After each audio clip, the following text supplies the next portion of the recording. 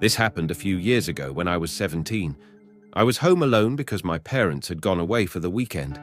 Our house was on the edge of the city, right next to a forest, and at night, when everything was quiet, I often felt like something strange was happening around me. That night, everything started out like usual. I was sitting in my room, checking my phone and enjoying the silence. But suddenly, out of nowhere, I heard a knock. It was faint, barely noticeable, but it was there. I thought maybe it was just a branch hitting the window. I tried to ignore it, but the knock repeated.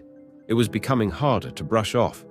Knock, knock, knock. Just like someone was knocking on the window. I got up from my bed and walked over to the window. I shined my phone's light toward it. Empty. Nothing was visible, just darkness. I thought maybe I was imagining things, so I got back into bed. But the knock came again, and this time it was louder, as if someone was really trying to get my attention. I started to get scared. I got up again and went to the window.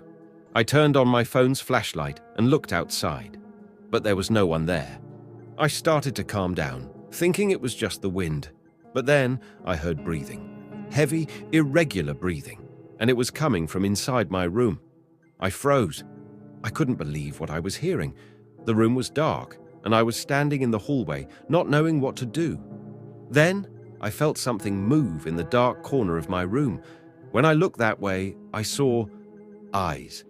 Dark, lifeless eyes staring right at me. I couldn't move. My body was paralyzed. The thing took a step forward, and I saw it raise its hand.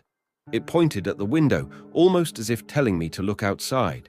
I quickly ran to the door, threw it open, and bolted into the hallway without looking back. I felt my insides tighten with fear.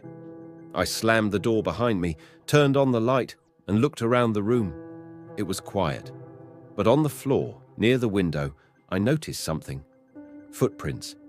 The footprints were leading away from the window, but didn't return. I didn't sleep that night.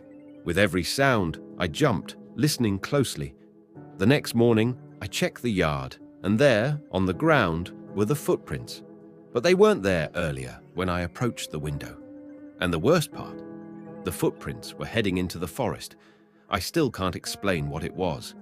But I know one thing, I'll never forget that knock on the window.